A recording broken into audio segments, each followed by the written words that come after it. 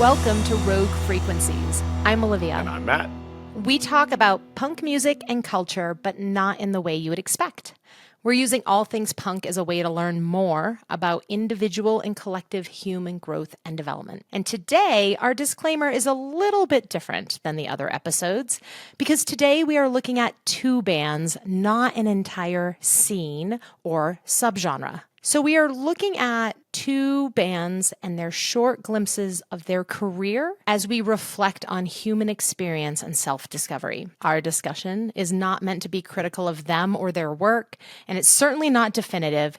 It's enough to give us a shared framework to reference and articulate concepts. So today, we are talking about two bands that we have to include in this pod about punk music. It would not be a pod about punk music if we did not talk about the Clash and Matt's favorite, Rancid. I love those Rancid punks. So Matt, do what you do best as our resident historist.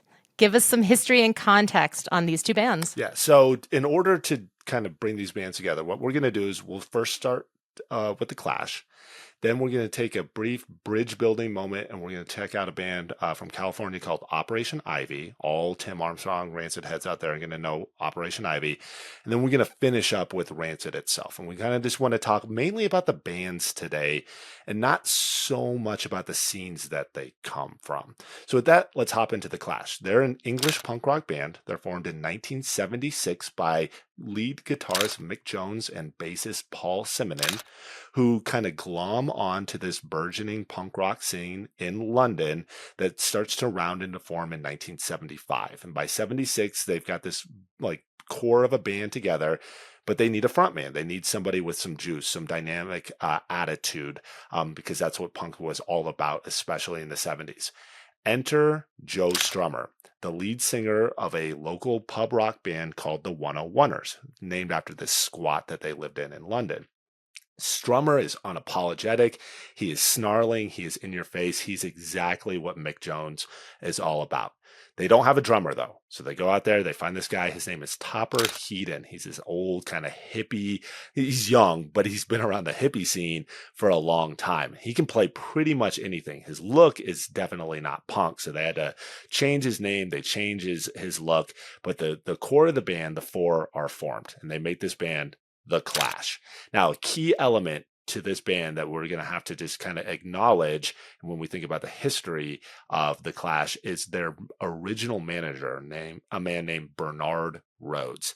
And he is willing to do something that a lot of the punks in London at this time are not willing to do.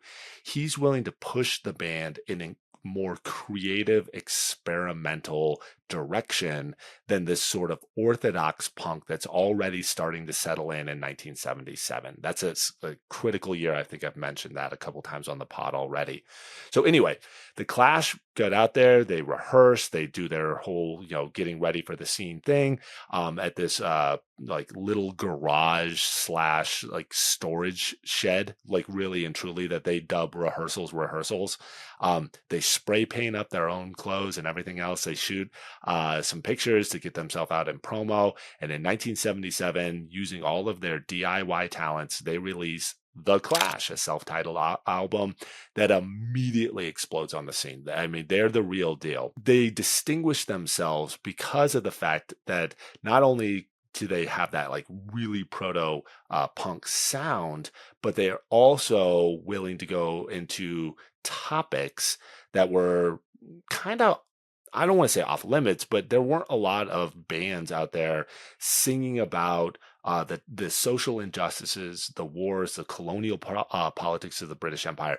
From MME magazine on their first release, the Clash described themselves as, we're anti-fascist, we're anti-violence, we're anti-racist, and we're pro-creative, right? So they're this kind of different type of punk rock band. They're going to go on to release 5 more albums from 1977 to 1985. Their high water mark easily is the 1979 album London Calling, which is a punk rock classic. But in London Calling, we also start to see the band start to drift in this more creative experimental direction. In 1980, they released I'm going to say controversial for some people because of what is this album, Sandinista.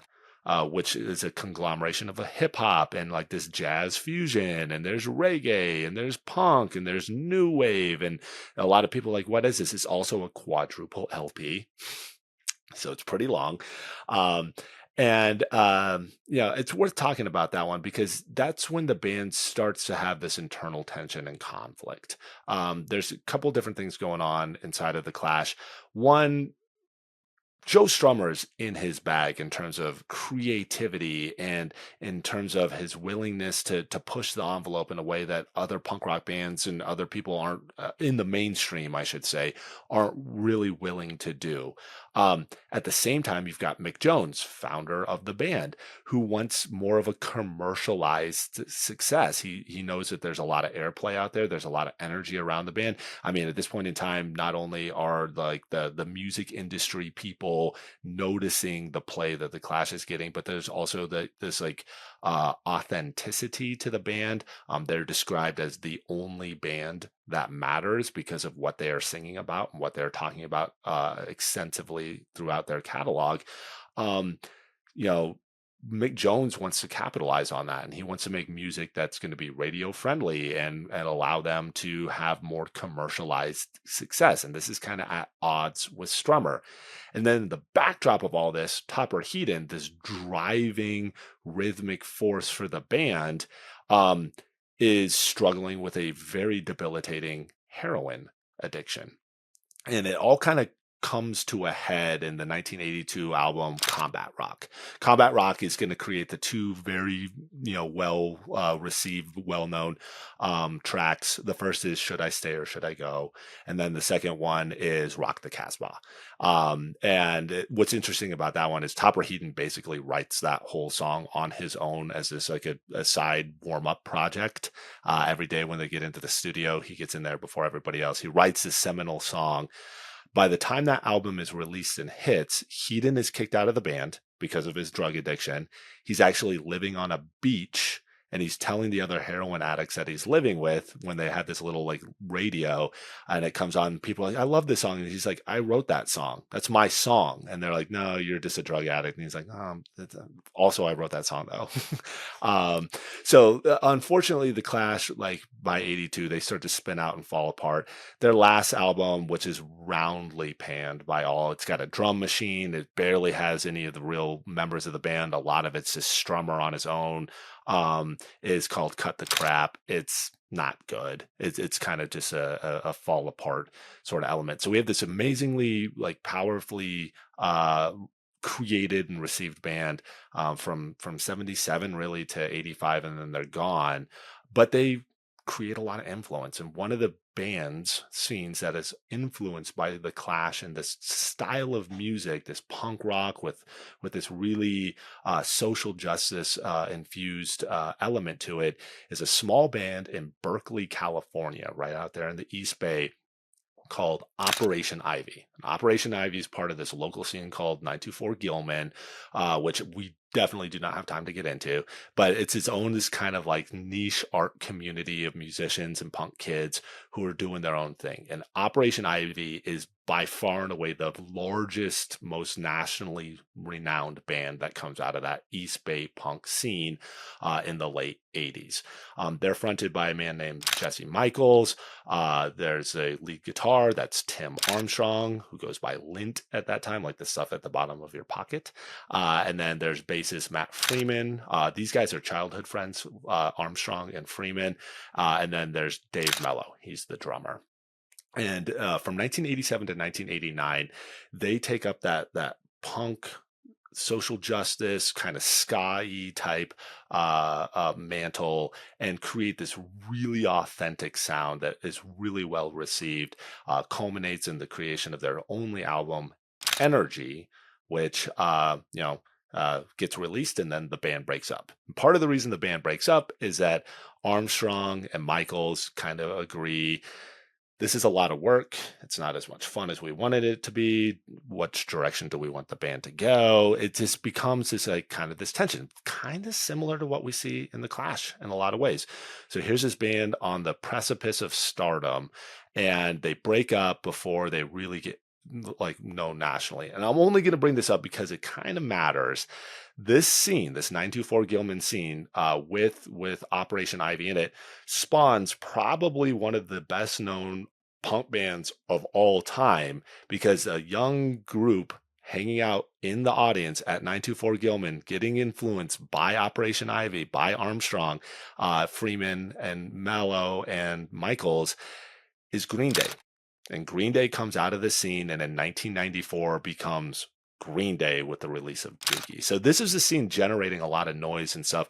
It's kind of interesting to wonder, what if Operation Ivy had been the flag bearer for that scene and not Green Day? What would the 90s look like? Because Green Day's fingerprints are all over the 90s. Right. So that's kind of the Clash, and this is how we're going to get to Rancid. So to close things out, Rancid's formed in 1992. It's the remnant of Operation Ivy. So Tim Armstrong and Matt Freeman, they go through a whole series of side projects, and I'm not going to list all these small bands that they're a part of, but there's a large number of bands where they try to get together with existing groups or form their own groups, but nothing seems to work. And the reason really and truly behind that is that Armstrong is struggling with alcoholism predominantly, but also drug use, and he can't get his act together. And as a result, each one of these musical projects where you could tread on the name of Operation Ivy. Tim Armstrong and Matt Freeman are known in the East Bay punk community. Getting some energy around a gig or a show for them is pretty easy, but then Armstrong shows up or he doesn't, and the band fizzles out, right? Eventually, Freeman says enough is enough. He says, hey, look, Tim, I love you to life. You're my boy. We've been together since like elementary school. But if we want to keep making music together, you got to get sober and you got to commit. It's got to be a full year.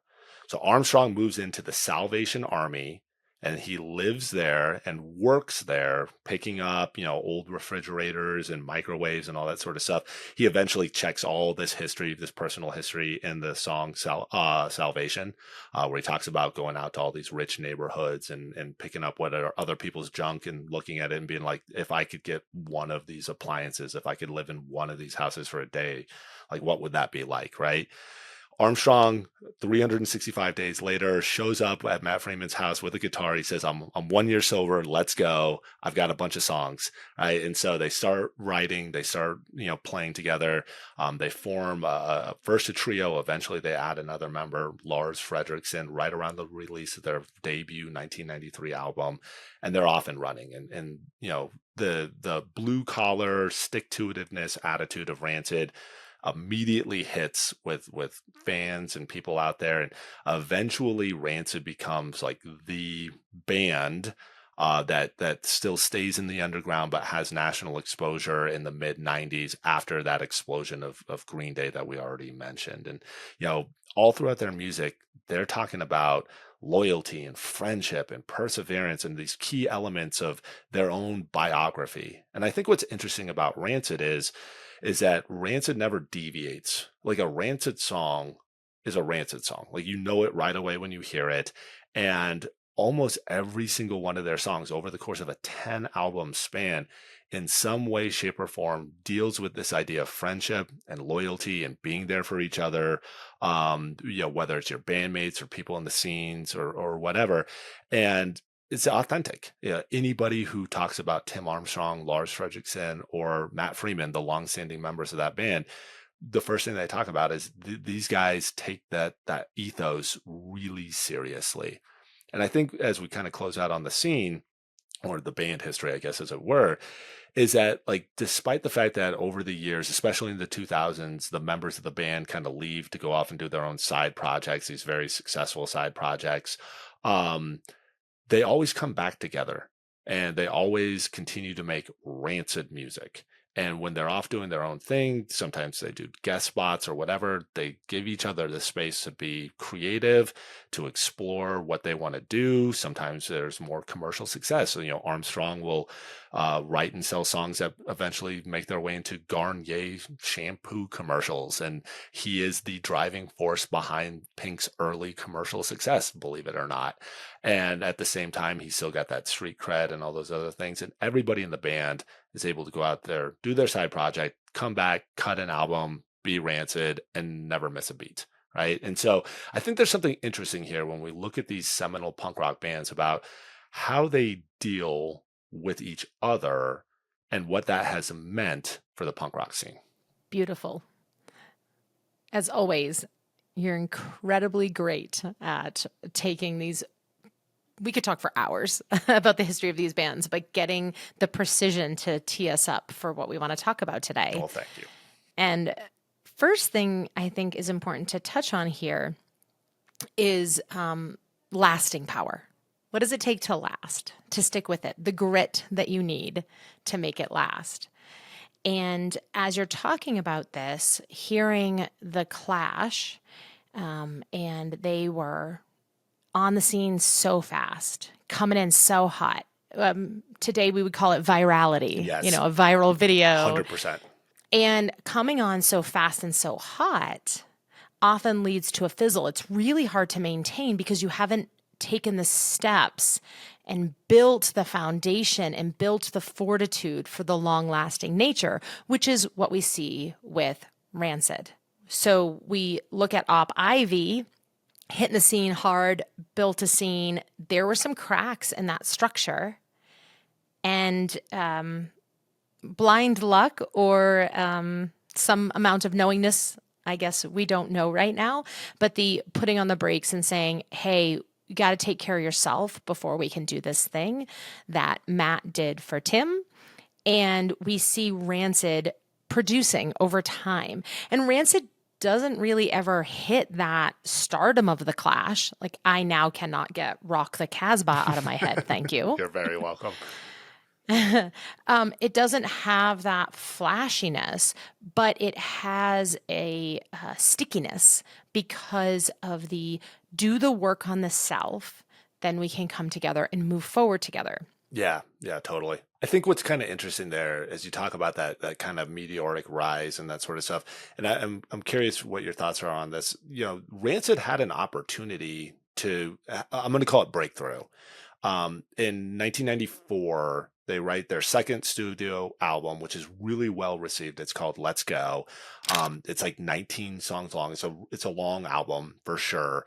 But it's full of classic, this kind of street punk, oi punk, ska punk infused sound. It's the Rancid sound, really and truly, that really fully emerges in that album.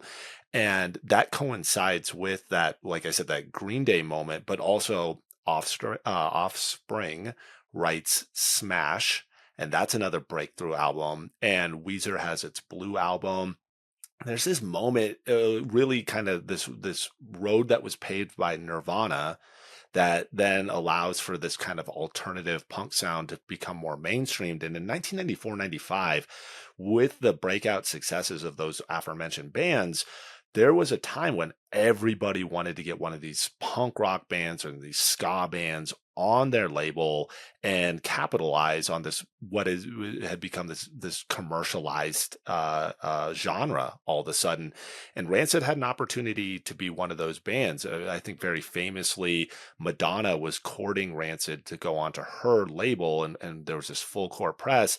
And the band decides, instead of signing with her, they're going to stay with their small indie, Epitaph Records, and they put out And Out Come the Wolves, which I think, non-hyperbolically here, is probably in most every punk rocker, reviewer or band, and maybe not every street punk out there who's like, the only thing that street punk is Flea and Fuse or whatever. But And Out Come the Wolves is seminal punk. And they do this amazing work under this intense pressure to either not sell out or sell out or become this commercialized success. And I have to think that stick-to-itiveness, that do these things together, we're going to be one together as a band, had something to do both with the success of And Out Come the Wolves, but also just the fact that they were able to survive the moment in a way that Op Ivy and the Clash weren't. As we kind of look back at those bands' history, I'm curious what your thoughts are on, how that resiliency, that stick-to-itiveness, kind of came together for them. Yeah, I think this is a really interesting question, this commercial success or the quote sellout. Now, we see bands, we want to acknowledge bands like The Offspring, Green Day, and then in the more mainstream pop, we could say, Madonna, Beyonce. They hit it big and they stay there.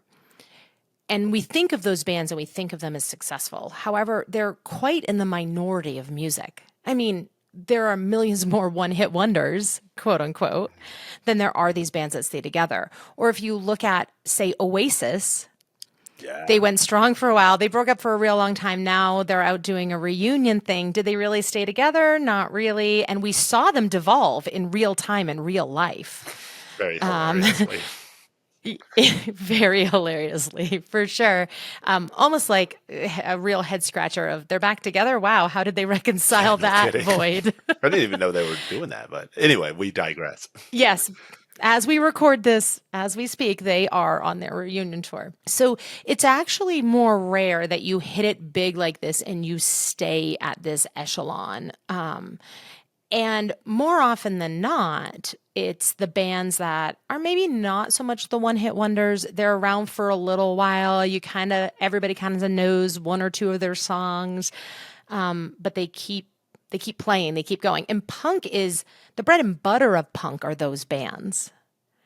The bands that are playing together for a long time, never really having that big moment in the sun. Or if they do, it seems like they're a one hit wonder, but they're still playing and they're still making music together. So this commercial success thing, what I think makes much of the difference of the going big and not making it is this chasing fame. That I am seeking something outside of me to validate me. And when we think about the two bands we're looking at today, I think The Clash is a great example of that. As you talked about in the brief history, there was this piece of get really creative, but do it to become quite famous radio play. And that is a chasing fame. And that is very enticing. That is where what Carl Jung calls the superego. So the superego is wanting validation. It's wanting to run the show. It's where your deepest fears and your greatest desires live.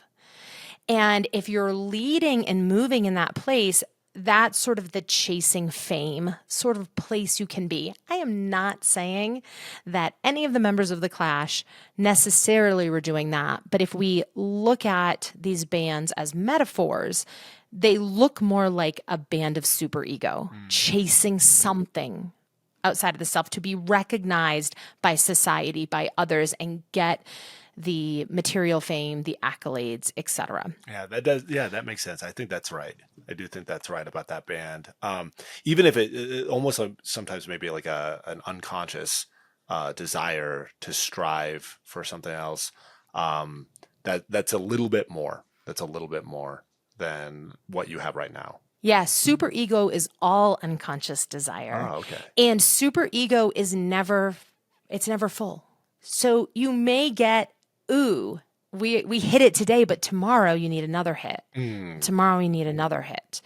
And it fades really quickly. Yeah. It doesn't sustain. That's interesting. Yeah, because like you almost kind of look at their catalog of their records and stuff. You can sort of almost feel that in their musical evolution and then almost devolution, and how that striving, that impulse of Strummer to branch off in 1,000 different directions simultaneously, was in such conflict with Mick Jones and this desire for more of a commercialized success. I don't think we need to use the word selling out, right? Like you said, but also that the punk rock scene is always gonna punish you for being successful. But I do think that each one of those micro moments of which direction do we go more, that almost is manifested through their music, is exactly what you just described, that super ego next hit. And when you say it like that, it makes perfect sense why the band just almost immediately the bottom drops out for them. Yeah, we didn't talk about it in the history here, but in conversations that you and I have had, we've talked about Joe Strummer being a student of the musical world. So Hmm. you mentioned, bringing in jazz and hip hop, and I think they even get influenced by music out of Yeah. Africa as well. Yeah, and it's important. It's important to take in other perspective, other cultures, other viewpoints.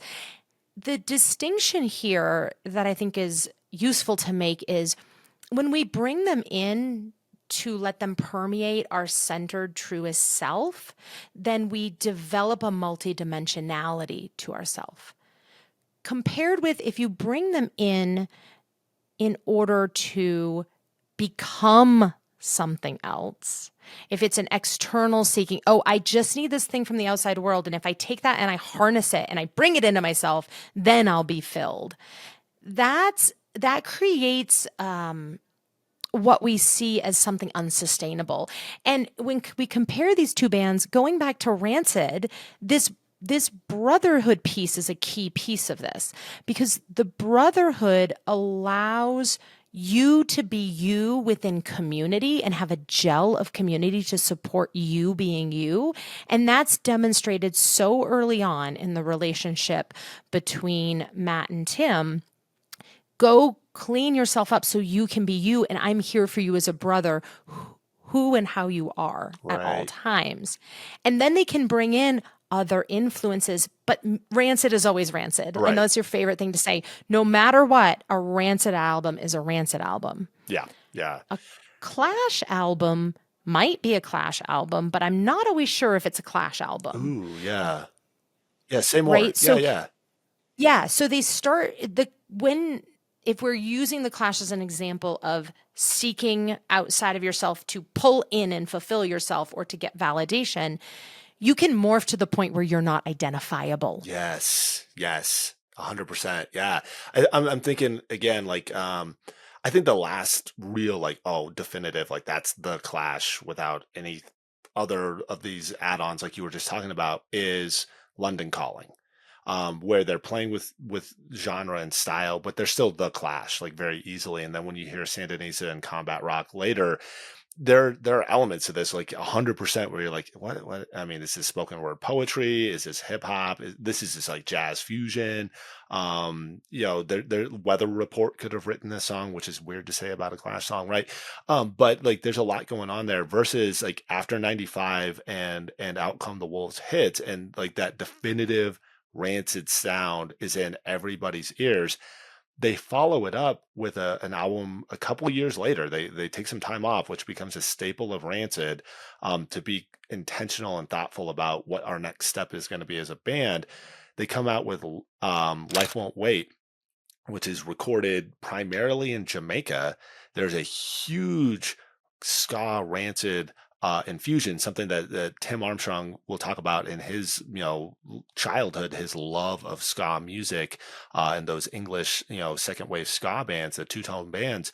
Um, Not only does the band embrace what he wants to bring in, but if you listen to that album again, to sound like a broken record, it is still very clearly a Rancid album, and it's still got the themes and the musical hooks and the runtime of the songs. Like they have gone in this evolved direction, but they move together and they don't lose what made them Rancid, in the same way that you can listen to Sandinista and you're like, this is not the Clash, or this is something that Joe wanted to do, or this is something that Mick wanted to do, versus like this is the Clash. And I think that yeah, that piece of super ego versus like the communalism there, that support element, is really important to understanding why one band, you know, kind of pulls itself apart and another band is able to go in different directions, but together in those different directions. Yeah, there's not a competition, or competition is not the right word, but there's more of a depth to Rancid, that they can plumb to go on to their next project. Yeah, that's a perfect opportunity for us to talk about how feedback works. So, and I don't mean distortion. I mean feedback as in the messages we get from the world working in and on us. So, thinking about this, when you take in feedback, you have a choice. One is, do I conform to exactly what the world is telling me that it wants? World slash community, society, whatever. Am I conforming and am I just shaping myself into the direct feedback and trying to be that? Or, and this is the harder of the two choices, do I take that feedback and use it to look at what are the growth edges within myself that are authentic with who I am and who I can become? And that, I think we can say Rancid has done really is a really good example of there are influences here like reggae music that we can lean more into and merge with who we are at our core because we know who we are individually and as a band so clearly. The Clash has more of a we are trying to please the world kind of feel. This music is emerging. That's the direction we should go in. We're told that's the future of music. Let's put ourselves in the future of music. So they lose the core essence of who the band is. So we all know people like this in our lives. Maybe we see ourselves in this way where, let me back up. I have seen myself in this way. So I'll bring it directly to in my past work, in my leadership experience as I was coming up as a young leader, supervisor, manager in an organization. I got a lot of messages about what leadership should look like and how I should do it. And I was conforming and contorting myself into this kind of leader or that kind of leader. And we would study different philosophies and I would try to be more of that without stopping to say, who am I at my core and how does that shape who I am? I'm just abandoning that to become the thing I'm told to become. Yeah, yeah. The shift for me over the years has been, who am I really at my core and what reverberates within me that allows me to expand into more well-rounded version of who I am? That's a multidimensionality versus a singularity. And these bands are really good examples of that. And again, this super ego comes back into that because the super ego wants to be accepted.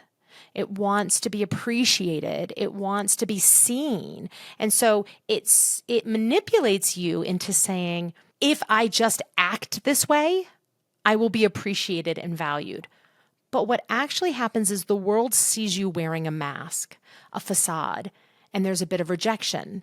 And I think of this as the Clash's Sandinista. Oh, It's a mask. yeah. It's a facade. It's the Clash pretending to be who they are not versus the Rancid albums. Every single one is straight up Rancid and they evolve. Yeah, yeah.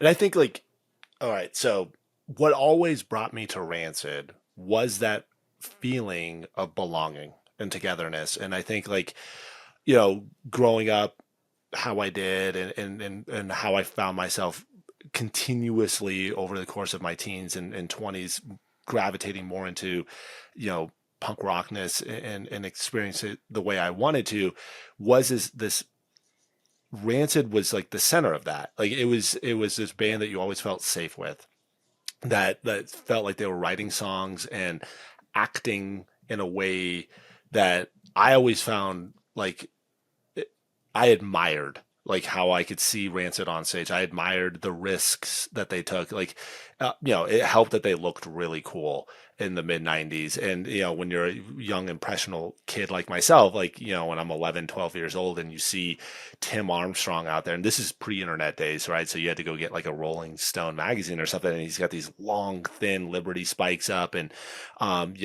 if you could find any of my schoolwork from that time period, I promise you there's these drawings of punk rockers with Liberty spikes all over them. I just thought it was the coolest look. But there was this piece of like, I am who I am. I know who I am, and I'm going to continue to be who I am. And it's okay. I'm enough. And I want the people who are like that around me as well. That really made Rancid feel like a safe place. And like I said, as I went through various stages of my life, I've always kind of rebounded back to Rancid and utilized that band as like a source of strength, as a place where I feel the most me, that I can be. And I think that's that piece about knowing who you are, not having a mask, that was always really attractive. And hearing you say that, like, I think that's why Rancid hit. It was because for me, here are these guys who as I got older and I learned about all their various struggles and who they were, like, you almost admire more the fact that they can continue to be who they were in the face of all the things that were going on in their lives. And you know feeling this desire to, like, I want to be more like them. Maybe sometimes it's the fashion of them, or maybe sometimes it's the attitude, but like this idea of like, they have found something that keeps driving them forward, and it's them. It's who I am as a person. It's who I have around me that allows me to continue to move forward in this secure, confident way that I've always just loved about that band. Yeah, as you were saying that, I was thinking about Op Ivy could not sustain. It had to die because of the broken nature that Armstrong was in at the Yeah. time. And Freeman was wise enough to notice that. Hmm. It had to die for Rancid to emerge. And that's another theme that we can think about here. We hold on to this idea of I have to sustain something, I have to keep it alive because it's meaningful. And what Rancid shows us is something can die for you to regroup for something more sustainable or more impactful to live. And we'll talk about the Ramones in the future, Hmm. but there's something similar here with Rancid in that Rancid didn't become the band that had all the fame so that Green Day could. In the same way that Op Ivy had to die for Rancid to become what it was, so Green Day could become who they were, or Blink 182, or whoever Right. you want to point to, Right. right? And knowing enough to let something go so that it can live again in the future when you are more put together is really important lesson here. And there's no way that these guys could have known that Rancid was what was become. All they did was they listened to the intuition of this isn't going to work the way it is. We have to do something else. And there's an opportunity, a reminder for us to let go of the thing we're struggling so hard to keep alive, or even after Op Ivy, struggling so hard to what is the next band? How do we fit in? How do we make it work? Well, we can't make it work with Armstrong's current condition. But if we put a pause on it, let the healing happen, let the regroup happen, let the growth happen, then try again. They also couldn't have known that, okay, they come together as Rancid. We would be talking about them all these years later, and they would go down in the annals of punk music history. But the importance of regrouping yourself, recompiling yourself, and then moving forward is an opportunity to do more, better, longer, stronger. Yeah, totally. Totally. Yeah. No, I mean, like, as you say that, like, all these pieces just fall into place when you think about this band, and like the hiatuses between albums, and they can go 6 7 years between an album, and then they come back and you're like, oh, Rancid dropped something new, that's awesome. And it's it's Rancid, but there's something new. There's an evolution that's taken place. There's this conglomeration of new things, and then you learn sometimes in those hiatuses, there was, someone fell off the wagon, or there was a life-changing experience along the way, but everybody, they're still there for each other always. And then I think the other piece of this too, like, is that like there's an authenticity to how the band has been able to bring people into who they are. It's not an act. It's not an element of like, well, I'm giving in this one area, but not in this other area. Like Tim Armstrong, Matt Freeman, Lars Fredrickson are the types of people who are, shirt off the back sort of people. They've always been into this idea of being there with each other.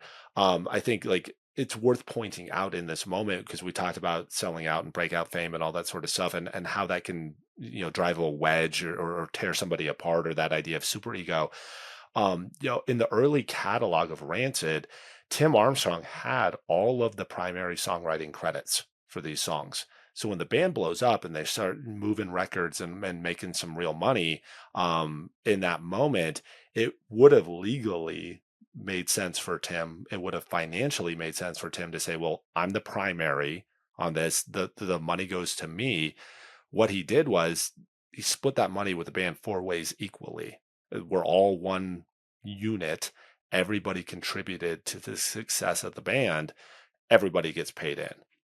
And then retroactively, they went back and they divided up songwriting credits and everything else so that in the future, legally, financially, everybody's always going to get that same amount, right? And you hear about these things with Tim Armstrong and the Rancid guys in general, how loyal they are to the people around them, sometimes to a fault, but they are so loyal to the people around them. They want their success to be other people's success. When Armstrong, creates his own music label, Hellcat Records, he does it almost like solely so that other people and other bands that he's met along the way have a platform to get their music out there.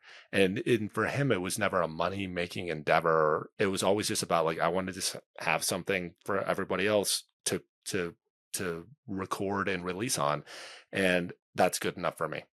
Right. And I think that there's that authenticity to like when you're that giving sort of person, or when you find yourself with those other like-minded types of people, you don't have to force it. Like that superego really and truly was checked. Like they are into this journey with each other completely, almost effortlessly. This has come up a few times in our conversation, so I want to put a finer point on it. This idea of community or brotherhood, the power of the band as a community. And we think of a word community, it comes from communal, right? And without getting into politics and communism, those are all from the same root word of this idea that there is an individual and it is within a system, and the system is what makes the individual strong, and the individual strengthens the system.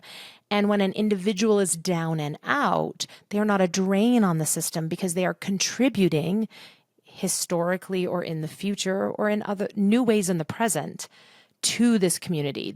That there is always, it's not a transactional relationship, but there's always an exchange. And within community, there is inherently accountability, support, coevolution, loyalty. And that leads to this idea that you're speaking of around generosity. But it doesn't feel like generosity because it's communal, because we share and share alike. And we have different ways of contributing and different ways of consuming within that community. But that's why we have community. So if we think about tribal societies, not everyone has the same role. Right? Someone's weaving the basket, someone's making the pottery, somebody is foraging, somebody is hunting, somebody is building houses. it's different types of contributions. And then we have people giving contributions that are not the labor. They are the elders who are bringing the spiritual practice or the wisdom that's still contributing. Everybody is contributing in these multidimensional facets. And we see Rancid in that, or I see Rancid, I believe you do too, in that communal way of being a band.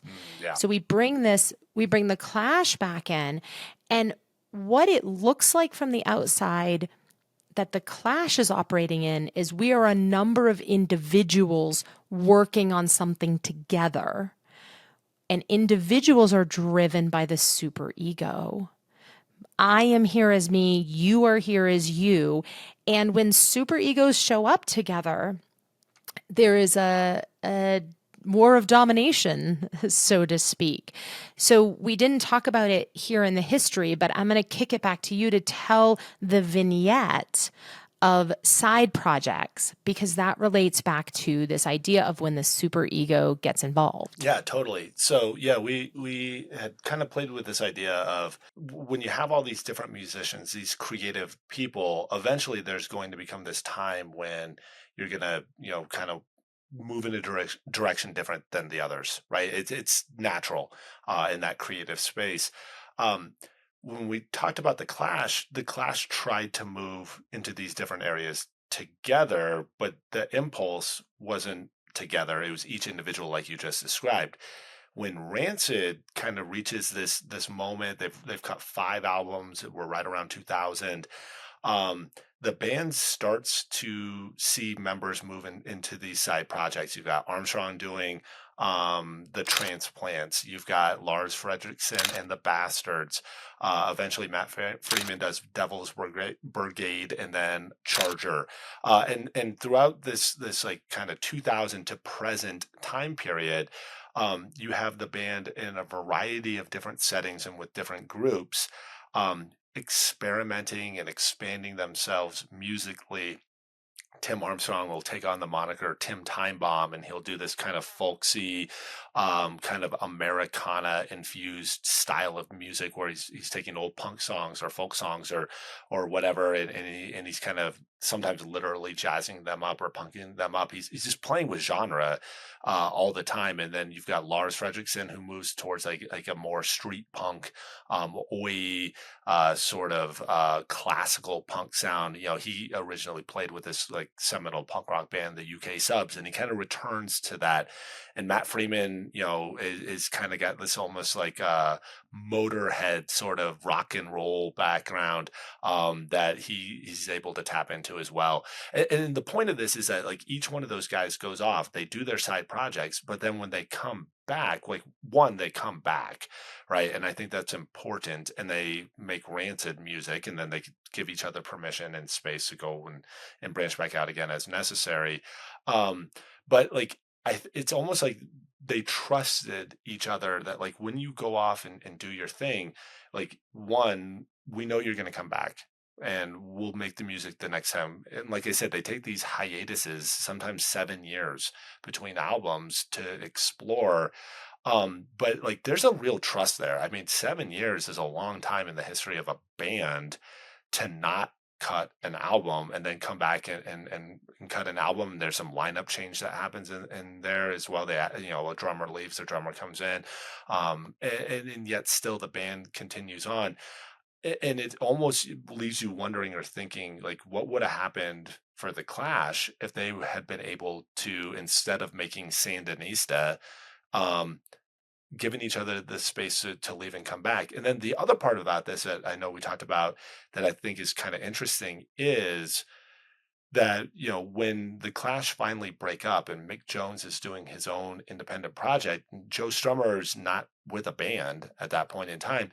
He starts going to the studio in New York and he's hanging out around Mick Jones's recording, writing songs and offering notes and this sort of stuff. And Jones kind of keeps him at arm's length distance. And he's just like, I don't know if I want Joe Strummer coming in and taking over my project. Versus the Rancid guys, they show up in each other's side projects all the time as a a little like flavor boost, if you will, like you know. But it's still Lars's thing, it's still Matt's thing, it's still Tim's thing.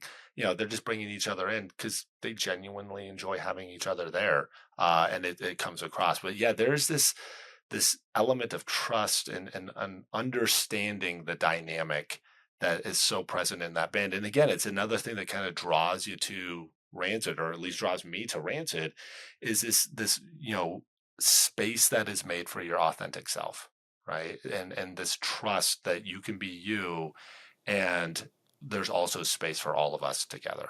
I think this is a beautiful way to move towards a wrap up of this conversation because we could go on for hours about this. And honestly, before today, we've gone on for Yes, we hours have. about this.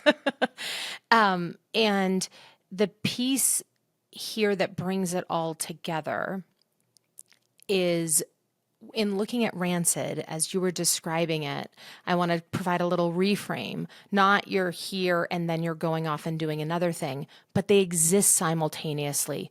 You are still here and you are growing and developing as part of our community, even if you're not physically with us, your still presence is here. And the Clash, if we want to, if we look at it through the lens of superego, is once they devolve, Strummer's superego doesn't have something to attach to right now. Superego can't be in multiple places because it's very singular and it's very person driven, individualistic. And when the band isn't there, he's trying to find a place to attach, right? And Mick is realizing that I need to keep space because if you attach here, then you show up here, not we show up here. And superego takes over, it dominates. Superegos clash and battle. And so, again, they're behind the scenes. We don't do this purposefully. And I think to put a bow on it, what we're saying here is, again, not that this was anyone's intention and not that one band is necessarily better than another. That's subjective. But what Rancid offers for us is this idea of centering the self in its purest form allows for a community existence. It allows for brotherhood. It allows for the authenticity that can emerge when there is support, accountability, coevolution, and permission to explore while being connected. So let's wrap this up. Matt, do you have any resources or particular things people should take a look at if they want to learn more about Rancid and the Clash? So for the Clash, there's a great primary source infused, really interesting retelling of the band's history on a podcast called Stay Free, which is a Spotify exclusive podcast. Um, it's really illuminating about the band's history and the individual members of the band, and it's told in this kind of quasi narrative, quasi oral history manner that's really intriguing and immersive. And I think that's one of the best things I've ever consumed with regards to the history of the Clash. Their official band website also is chock full of a ton of realia and history and sort of retellings of the band itself. And so those two resources were really helpful in preparing for this episode. Uh, Rancid, unlike some of the other bands that we have talked about and will talk about, doesn't have a definitive documentary or an all-encompassing podcast or a book about the band's history. So if you want to find out more about Rancid, you got to get on YouTube. You got to go find articles. There are dozens and dozens of interviews and guest spots and articles and just all sorts of stuff about Rancid. And it's for those people who want to get into the history of bands and that sort of stuff. I think it's just so much fun to comb through the Internet Archive, as it were, to find so much out about this band and as they talk about themselves, but also as other people talk about their relevancy and their importance as well. So it's one of those bands that doesn't have like a one set resource, but there is a voluminous amount of information about the band and its history that's out there. Too much to cite here. But yeah, there's definitely a lot of stuff. Pull out your podcast app, hit search for Rancid. You'll find 4 or 5 podcasts. Go to YouTube, hit search. You're going to find hundreds of videos, and that's a good place to start. Which is not a starting point, I realize, but. Well, that illustrates our points even further, right? The Clash was very definitive. It's very clear and you can kind of encapsulate it. Rancid being communal is a little more nebulous. There's an oral history feel to it, and maybe we'll see something emerge one of these days soon where there is a little more context put around this band, but because they are so communal and expansive, it gets harder to encapsulate that. So we'll have some things in the show notes. We'll have the Spotify playlist to listen to. And with that, thank you for joining us today. That is the end of our conversation on life lessons through the lens of the Clash and Rancid. Bye.